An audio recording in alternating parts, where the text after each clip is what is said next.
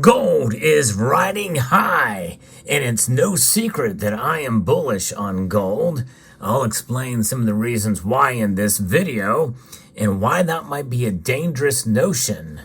Let's explore!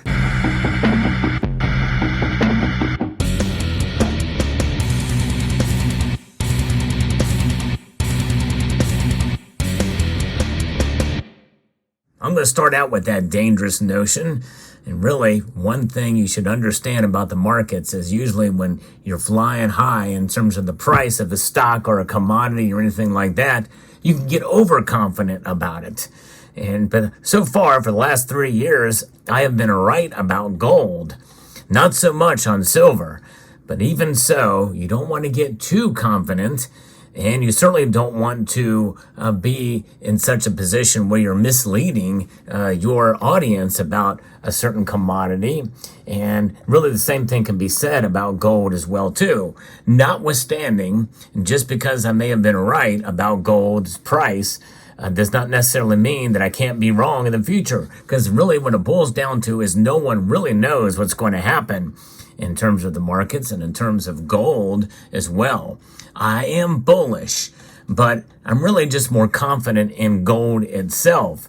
Not because of anything that I've said in the past or any prediction that I've made, but because of history. History as a guide in terms of the actual metal itself is what is so profound. And really, when we think about it, when we boil it down to the brass tacks, that is a yellow metal too, but nonetheless, the pure gold is really the bottom line here. And when it's all said and done, the value is what I'm looking for in gold. And that will never go away, no matter the price. I'm going to be sharing with you a couple of stories here, and the latest news about gold and what's happening. And this is why I'm so confident about gold. And by extension, I'm bullish on it. The latest news out of Turkey in Ankara. We'll get to that in a moment. But if you enjoyed content like this, where I talk about the fundamentals and the news of precious metals, I hope you will consider subscribing to the channel. And if you find value in what I do here, I hope you will consider pressing that like button down below. So let's talk about what's going on. Well, central banks maintain a torrid buying of gold. They are really stocking it up. And we know you've been following my channel for a while. For those of you who have been paying attention to the videos I produce, I talk about this a lot. This is a big deal. In fact, in the third quarter of 2023, according to King World News, central banks resumed their gold purchasing pace, buying 337 tons of gold to bring the average of the last 5 quarters to 328 tons per quarter. That's important, and I'll explain why here in a moment. Since the Russia-Ukraine war, central banks have been buying 2.58 times the prior quarterly average of the preceding decade. That's pretty remarkable when you think about it. We've heard the statistics about, what happened in 2022. We've not seen that much buying of gold since 1967. 1967, by the way, coincidentally, was the first year that a 1-ounce gold bullion coin was introduced into the world, that gold coin being the Krugerrand. It's kind of interesting, the timing of that, but nonetheless, it's also becoming more apparent that central banks and sovereigns are acting much like the Fed with its Fed put on the post-global financial crisis bond and equity markets. In other words, central banks and sovereign buying have put a floor under gold prices. That is the key here, folks. Gold has not gone below a certain number because even though central banks, I think, account for about 27, maybe 28% of all the gold that is above ground, it's just enough to move the markets and to create and solidify that floor or provide support. Unlike financially driven gold investors and traders, central banks are not overly influenced by capital market pricing considerations, but are driven by their long-term strategic reserve management goals. Boom! That's the exact same attitude that we should have towards gold, which is why I'm so confident about it and why I'm so bullish about it. And think of that word bullish as being more just about being a big fan of gold. I'm bullish about its long-term prospects. In fact, in 2024, we very well could see some dips, maybe even some surprising dips in gold's price. But I don't think it's going to be much like we saw in the last few years with gold. But nonetheless, as far as the dips we've seen before, I think we're seeing that floor solidify and even being raised up a couple of levels. But you look at the quarterly, the last 5 quarters I've averaged for gold acquisition by central banks, it's 328 tons as the average. But the last quarterly average since about 2012, what was the prior quarterly average? 127 tons. That puts it in perspective for gold. That's pretty amazing. It's remarkable. So this is why folks like me, and maybe some of you, are adding more gold to your portfolio. You're adding more as you see fit, as your budget allows. And central banks are doing it. I think it's a good idea for us to do what the central banks do, not necessarily so much about what they say at any given time, especially with quantitative easing and the ways that they do to manipulate the economy. Watch what they do, not what they say in those regards. And so when you think that wide buying divergence between these two buying cohorts, there's two averages, it's pretty remarkable to see what's going on here. And so we have non-commercial CFTC gold positions plus gold held in ETFs measured in metric tons. On a rolling 12-month basis, central banks have been adding gold at a 1,225 ton rate, while CFTC and ETF combined have averaged a selling rate of negative 288 tons. So the most expensive delta since available data that we've seen. Historically, the buying patterns of central banks and investments are very different.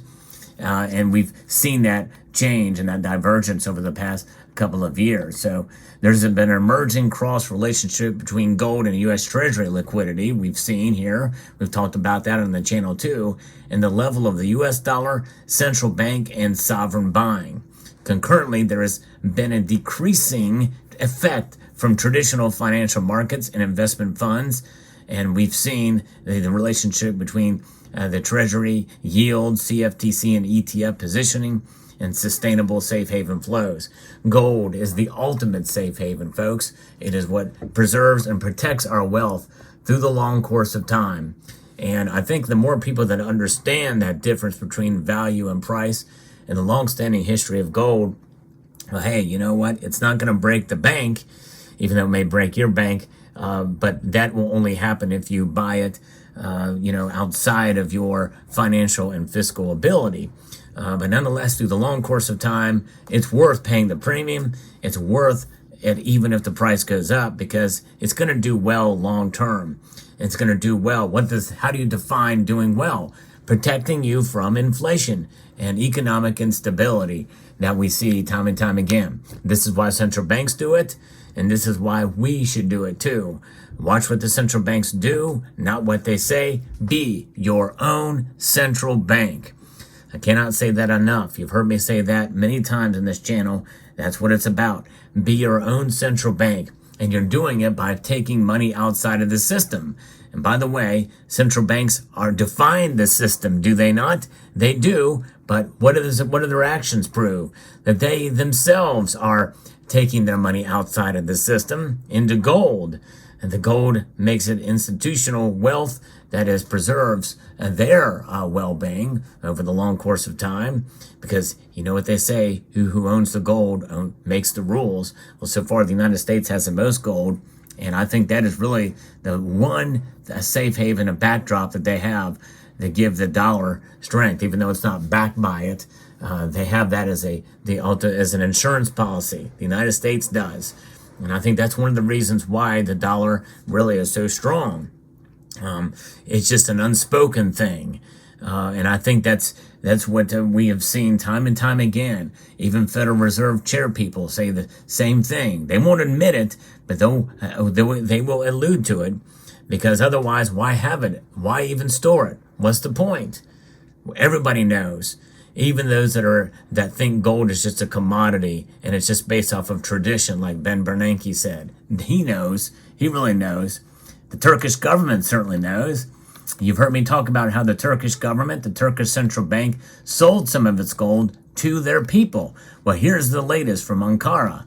The Turkish Central Bank's official reserve assets hit a new record high as of the 8th of December, according to weekly figures that were released just this past week. This is remarkable, folks. Gross reserves totaled $141.4 billion last week, rising from the previous week's all-time high of $140.2 billion. So even though they've sold off some of the reserves to the people of Turkey, they indeed have been adding more at the same time. And now they are in a good position because they have record highs. This is big news, folks. Foreign currency, this is something that's happening because they have foreign currency reserves as well, too. And convertible foreign currencies total $94.5 billion as of the end of last week, up from $93.2 billion the prior week. But it is about the bank's gold reserves, including gold deposits, and if appropriate, gold swaps on December the 8th were broadly unchanged at $46.9 billion. So it's pretty amazing to see their reserve assets and how their gross reserves are up there from but the gold reserves indeed are pretty high there, and gold is a part of it. They're continuing to add, and it's pretty amazing to see that they are continuing to add gold and to increase their reserves to protect themselves. So let me know what your thoughts are about this story and about gold. And do you have much gold? Do you believe in it? I know many of my viewers are silver stackers, but I've always encouraged, especially in the last 5-6 years, individuals to make gold a part of their portfolio, because we've seen gold reach all-time nominal highs and break the previous record that we saw in multiple times be broken. But very recently, it did shoot up past $2,100. In fact, almost $221.50. So let me know what your thoughts are about gold down in the comment section below. I hope you found this video informative, insightful, and educational. I would like to extend a multitude of gratitude to each and every one of you for taking the time to watch, and to encourage you to please rate, share, comment, and subscribe.